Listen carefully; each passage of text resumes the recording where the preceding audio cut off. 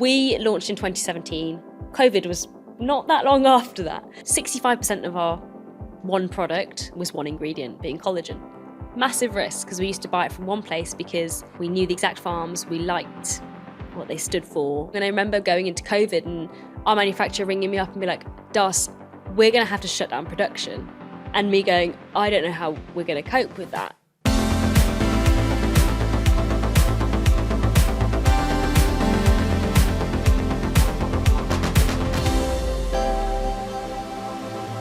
Hi, I'm Laura Lewington and you're listening to Behind the Growth, an S&W podcast, exploring what it really takes to build and scale a business successfully. Each episode features founders and senior leaders sharing the story behind their growth journey, followed by a conversation with S&W experts to explore the key takeaways for our listeners. Today, we're hearing from Darcy Laceby, the co-founder of Absolute Collagen.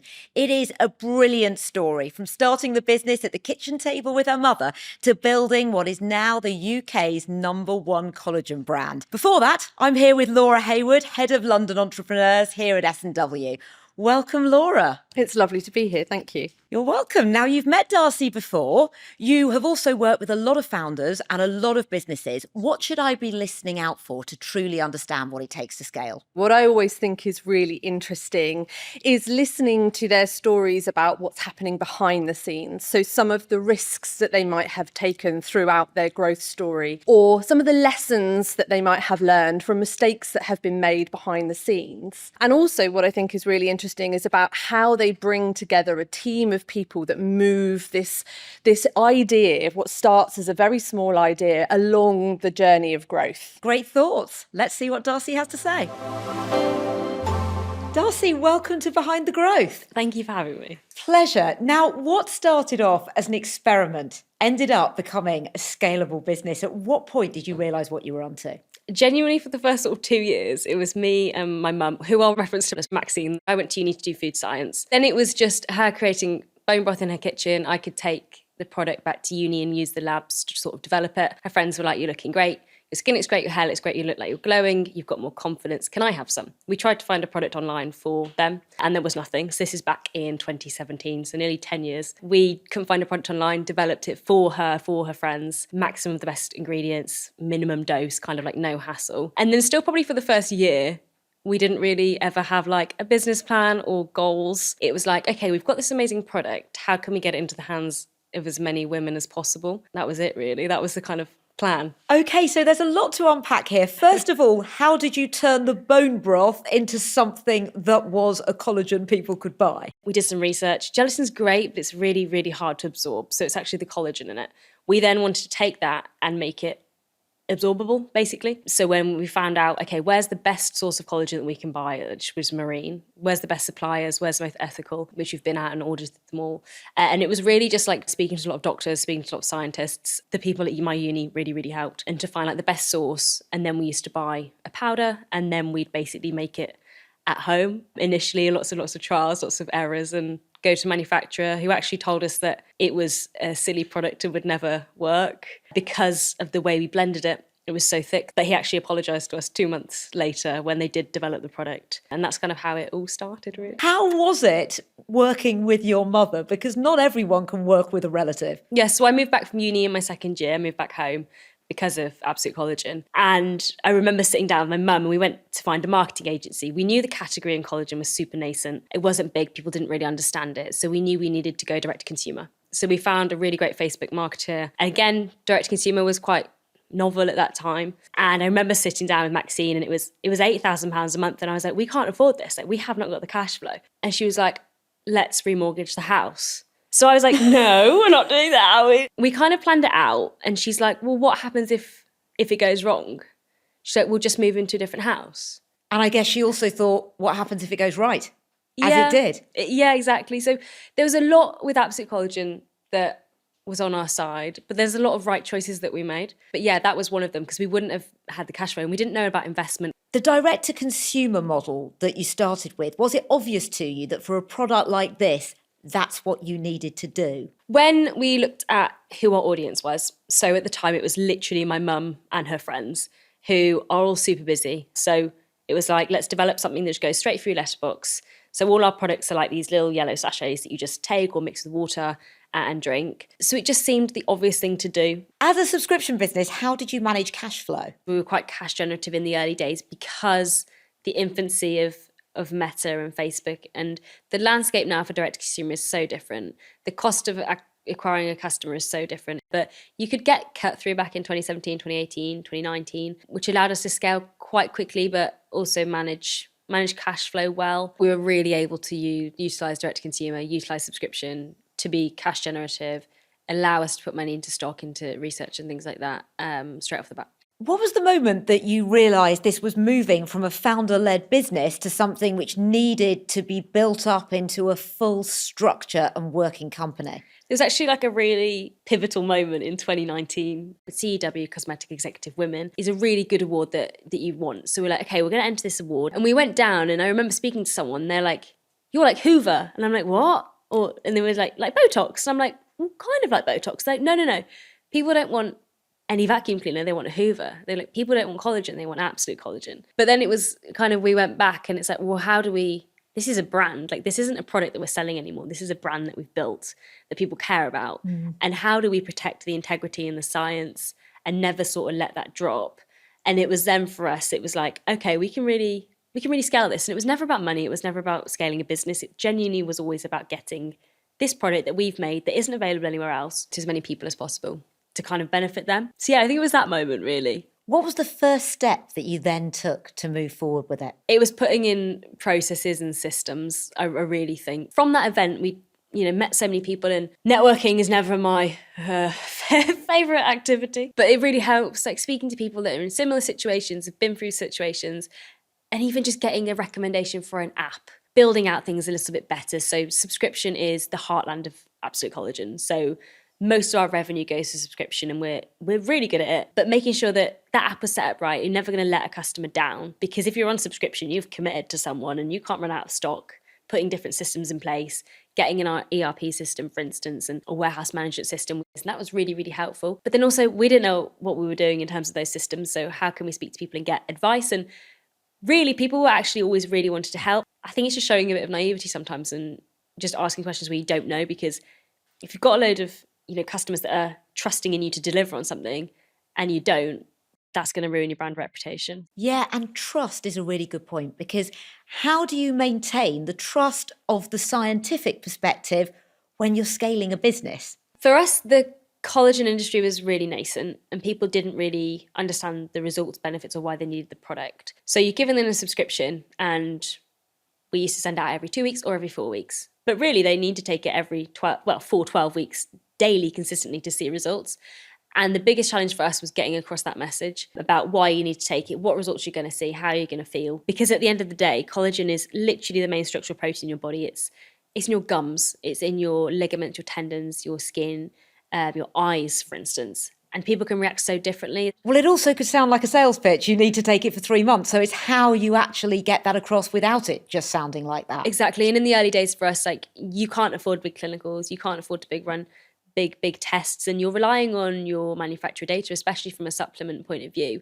So for us, it was, how can we grab data from our customers? How can we get real-time feedback that's actually going to inform our other customers? And that was bottom of the email, putting surveys out, constantly speaking to people to really get that feedback in, and then we could start to build out kind of a bit of a data pool. So one of the things in the early days that really helped us, especially from a customer trust believability point of view, when we didn't have those big clinical trials because we couldn't afford them, was our closed Facebook group. So once someone subscribed to a product, they got sent a password by email in your CRM flows, and that would give them access to our Absolutist Facebook group. That is really self-regulated. It's self-run by the community. You're pulling in all of this data about the usage of it to see what's going on, but also from your side, you're bringing in experts as well. What was the point that you realised you needed those experts, and what did you prioritise there? Super early on, actually, was one of our first experts came along, Eva Proudman. So she was chairwoman of the Trichology Institute. And we kept getting feedback from people that are like, my hair texture's changed after 2 weeks. And I'm thinking,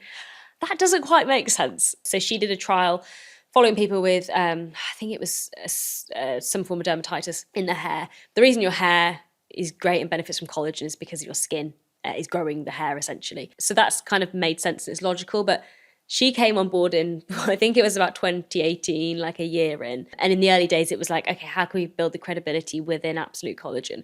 And that was always through experts, coupled with the community and the brand reputation piece that people spoke about.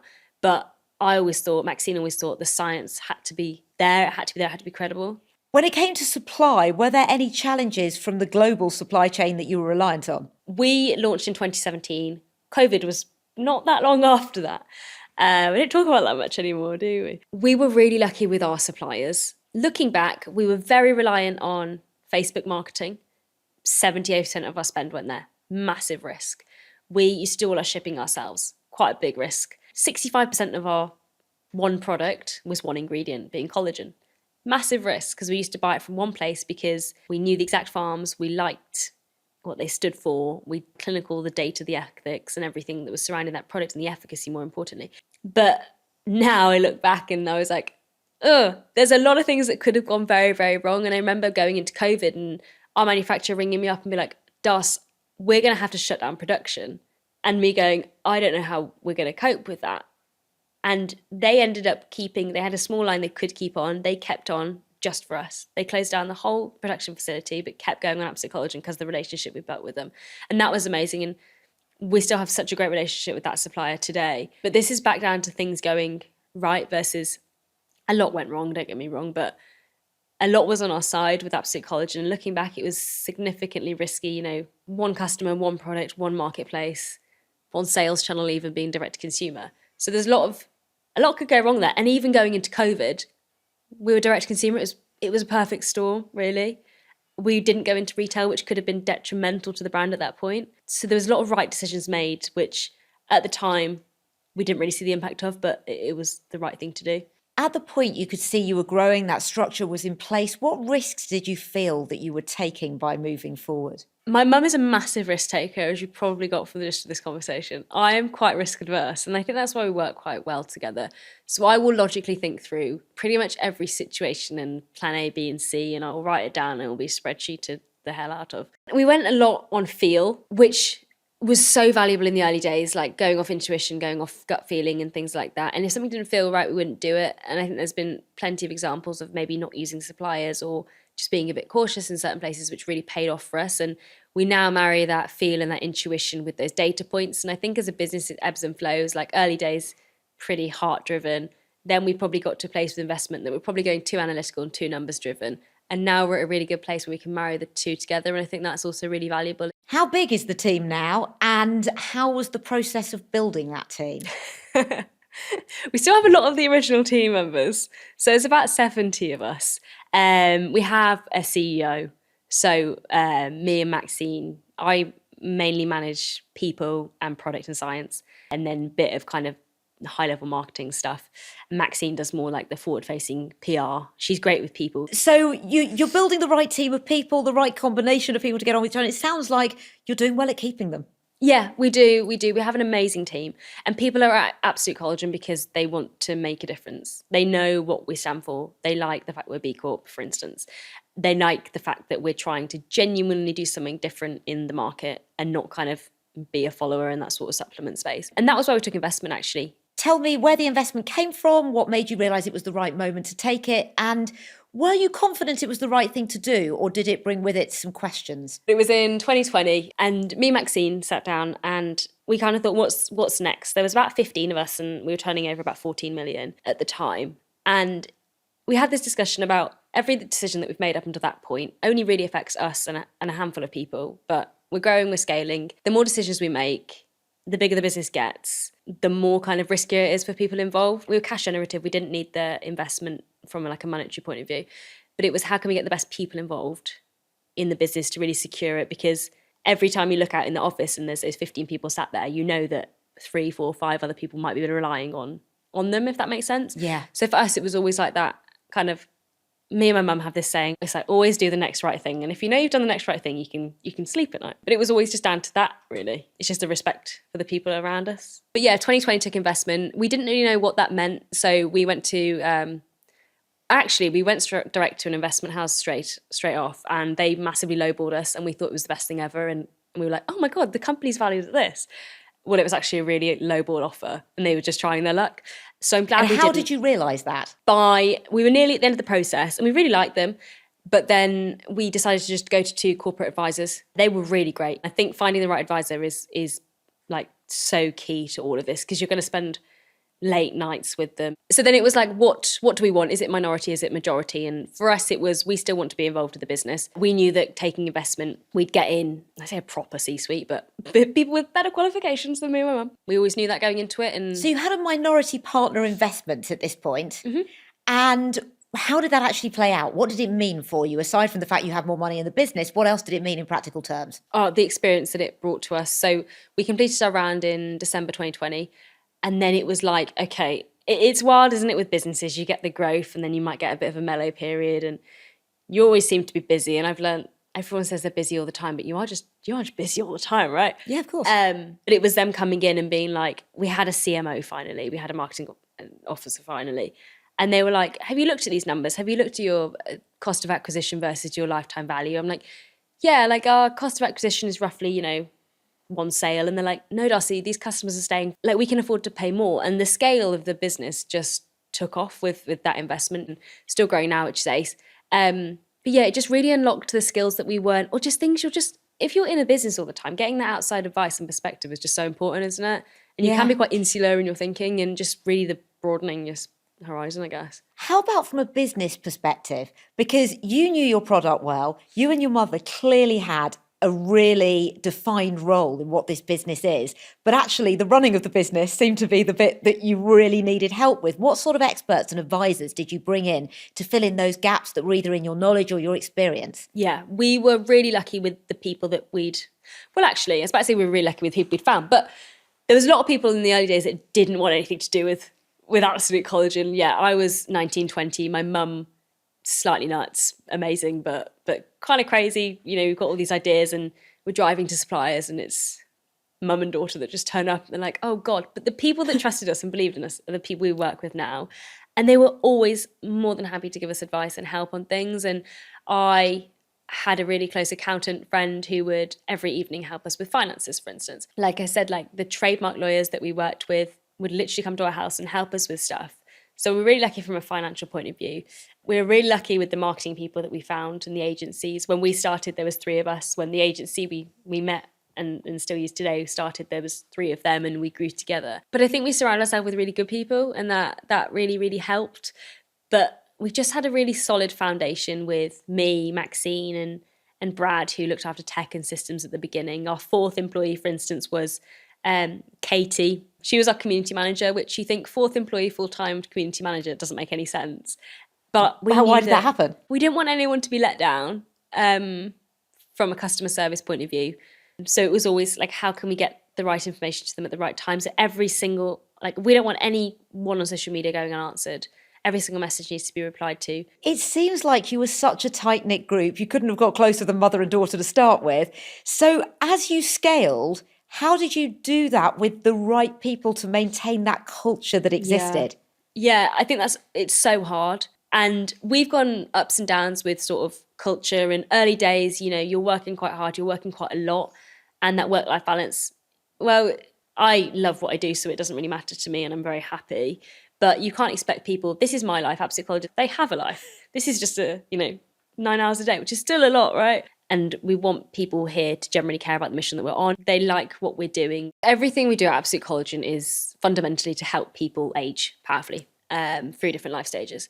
And people would give their all to Absolute Collagen, the team. And we got to a point where it's like, you guys need to just go home and chill. Like everything's going to be okay. And people really, really cared.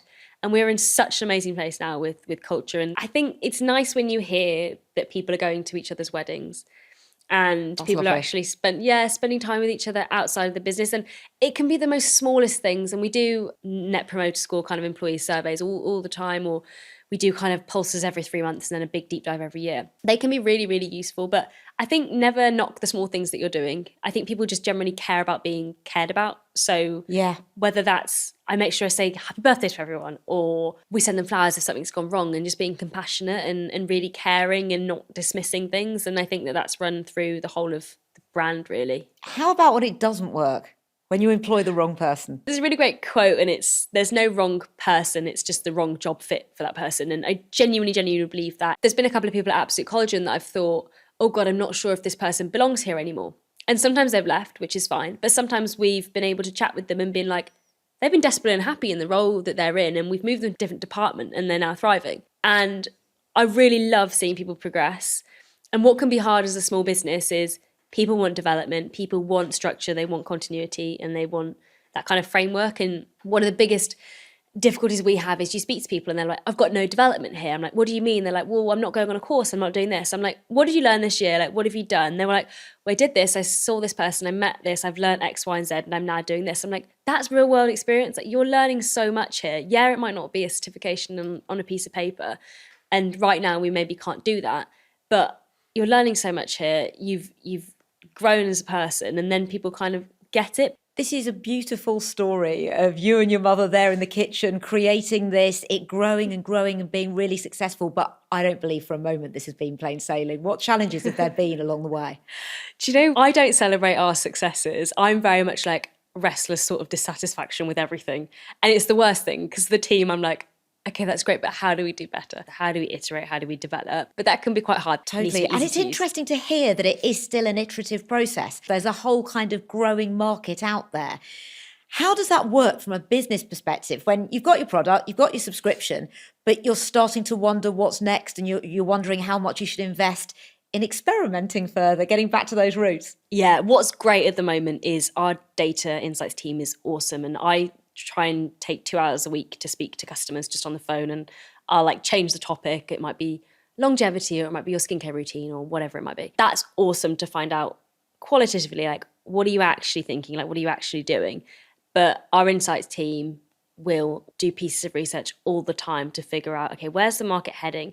And it always falls back to like convenience with Absolute Collagen's customers. It's how can we make this easier for you? Yeah, I suppose also thinking about it from a consumer perspective, you might take a supplement for a while and then think, oh, I won't bother buying that again. Once you've signed up to a subscription, it's there. It's an extra friction point to stop it, rather than the friction point going to be to buy it. But then you ended up being available in Boots, which is brilliant. Yeah, so we launched Boots last April, so April 2025. And that was great for us. They've been such amazing partners. How did that come about? It was kind of a bit organic. We'd kind of been speaking to each other for a while, and it felt like the right time for us. Like direct consumer, you get to a point where you're like, okay, who's the best retailer for us in terms of trust? And that was the biggest thing. And Boots is literally one of the biggest and also one of the trusted retailers on the high street, really, in terms of wellness and beauty. And they're also doing a massive push on bringing supplements and that kind of beauty wellness approach together. What's the toughest complexity that you've had to face, which has actually ended up becoming an opportunity? Definitely figuring out who our customer is. I think we've always based it off my mum and her friends. And as we've talked about, the collagen market has grown rapidly over the past 7-8 years, and even now is growing rapidly. And who is the customer coming into the market now? What do they want? What are their needs? Because that's always changing as well. Like how people kind of perceive themselves and what they want from a product is changing, and how they kind of work within that kind of supplement ecosystem. So just making sure that our brand is on point for the person that we're going after, but also making sure that the person we're going after is actually the person we're going after. It's very circular. Yeah. When it comes to founders' journeys, do you think they often underestimate the challenges of growth? Looking back, Maxine jokes, she's like, do you reckon we'd do this if we knew that it was going to be this hard? And I'm like, yes, we would have done. But I think you do need that passion, like you do need that motivation. I would spend every weekend on Absolute Collagen, and if it was a bit quieter, I'd do a course on, I don't know, skin science or cosmetics or something like that, just to get extra information, because I genuinely loved exploring that side so much. And like the knowledge that you can have can be so great. And I think if you have that passion, you have that motivation, without that, whatever your motivation is, it might be money. So entrepreneurialism makes sense. But for me, it's product and it's science. And if I can uncover something, and me and our doctor and our product director are always just sat bounding ideas around, and it's like, well, no, that hasn't been done like that. I'm like, yeah, but could it be? Like, how do we make this better? And it's just figuring out, because you've got that passion and that motivation. It's when we got told in the early days that our product was silly and wouldn't blend, it was like, yeah, but we do it like this, so it can. And it's always finding your ways around problems. With hindsight, is there any advisor you would have employed sooner? Yeah, definitely. On the contractual side, contracts, if you don't get them set up right in the first place, they're going to bite you down the road. And I Yeah, would of course. genuinely spend the time on your supplier contracts, like whether that be negotiating percentages on quality checks for, I don't know, for a food product or cosmetics that you want 3% medium failures or less or something like that. And it might seem at the time like, oh, this is a bit tit for tat. It's not. And you fighting for your payment terms and things like that is going to be only more and more crucial, especially as you scale and you're protecting your business from that. Even having, non-competes in with your suppliers, if you can get that, even if you're like a small company and things like that, is really, really helpful like down the road. So I would probably say on the kind of, I guess a CFO really, our CFO stroke COO, so finance and operations. I'd probably say that kind of person I'd get in earlier. We have a quick take round to do here, which is a few speedy takeaways from you that we'd like, just a sentence for each answer. What's harder, starting or scaling? I think when you're starting up, you have the motivation and the energy, and I still have the passion, but you don't have anything to compare it necessarily to. But scaling, you're comparing yourself to so many other brands and competitors, and there's so many more people involved. What do you look back on and see your biggest success or win being? The team that we've got and how they work together, even in like when times are a bit trickier. That's nice. What would you say to others who are going on a similar journey? That if you've got the motivation, you'll succeed with it. Is there any system or process that you feel has saved the business? Definitely our kind of weekly trading kind of reports and analytics behind that. If we didn't have that data and that visibility, we wouldn't know the next step. What do you look for in a trusted advisor? Someone that can be real with you and doesn't mind to tell you no. Darcy, that was brilliant. Thank you for joining us on Behind the Growth. Thank you for having me. Hello again, Laura. What an interesting story. And I think something that really stood out to me was that Darcy is quite analytical, but her mother likes to follow her instincts. How do you work with founders to bring out the strengths in all sorts of characters? So when a founder is early in their journey, that energy and determination is really important. And I think what works really well with Darcy and Maxine is that they bring different elements to that founder profile, which can be really important when trying to scale a business. But I think as a business grows, more and more people depend on what is essentially a founder's gut instinct. So employees and investors are all depending on those founders making the right decision. And so when a business is scaling, sometimes that gut instinct just isn't enough. And so founders really need support with whether that's data analysis, whether that's financial modelling, or whether that's putting a good governance in place. When it comes to that governance, this felt like quite a heart-led business at the beginning. How do you enforce that in the right ways? So what's really important with founder-led businesses is to get that governance in place really early in the journey. It never fails to amaze me how I see businesses that have scaled really fast without proper governance in place. And that's especially important in Darcy and Maxine's story because there's an added complexity because they are mother and daughter. And so proper governance means thinking about all of the what-if scenarios. So you might want to think about things like, what if a founder wants to exit a business? What does that mean? What if there is a deadlock in decision making if founders have 50-50 shares in the business? And what happens if, God forbid, there's a death? Or will you be working alongside your co-founders' family members? So thinking about those sorts of what-if situations early on in the story can really help to make sure that problems don't arise throughout that scaling journey. So many what-ifs, hard to navigate in any area of life, but how on earth should companies do that? So it's about getting the right support to think through those decisions early enough in your journey. Getting advice from people that have seen all of those what-if scenarios play out in real life and can help you to understand all of the problems that you haven't even thought about yet. Darcy spoke about the risk that her family were taking on. Her mother remortgaged the house for the company, and when they actually started to take investment, it was more about skills than the money. What advice would you give to people about how they take investment? I think that's an incredible story, and it's one we come across quite often, is that founders very often use their own resources to bootstrap a business through growth, which is great. But I think what more founders need to do is understand what the investment landscape looks like and how they can get the right capital, the right investors with the right expertise into their business. And so what we can do is help founders understand what that investment landscape looks like. And in the UK, we have a couple of really well incentivized investment schemes to get those investors on board. Now, the first one is called SEIS, the Seed Enterprise Investment Scheme. And the second one is for slightly further stage businesses, the Enterprise Investment Scheme itself. And those schemes offer really attractive tax breaks to investors to help lower their risk, and means that they're attracted to get involved in these early stage businesses and support them on their growth journey. Something that Darcy had encountered was a valuation that was too low. How do people have the confidence to believe in the valuation that they think they should have? And what do they do about getting that right? When founders are at that stage in the journey, what they're really worried about is, how do we take the business to the next level? How do we solve our massive cash flow problem, or whatever it might be that they are experiencing at that time? And what we tend to find is that founders can feel really pressurized into accepting an investment without getting the right advice around what value they've created and what their business is actually worth. And so what it's really important for founders to do is to understand the value that they've created in their business to help them go to market in the right way and attract those right investors.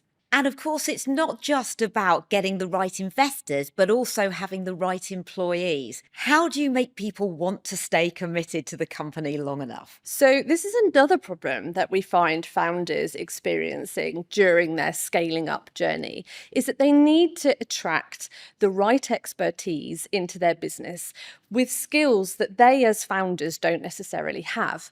Of course, the problem that they're up against is that they are a small early stage business, and they can't always pay market value salaries to attract that top performing talent. And so founders need to be aware of strategies that they can employ to help attract and retain those really talented individuals. And that might be using another tax incentivized scheme, something called the Enterprise Management Incentive Scheme, which can help attract employees and give them a share of the growth that they help build in the company, which hopefully they will realise further down the line. I love Darcy and her mother's story, but if we take a step back from it and look at the bigger picture, what is there that other founders could learn from it? So I think the one takeaway from listening to Darcy's story today is that successful founders don't grow and scale on their own.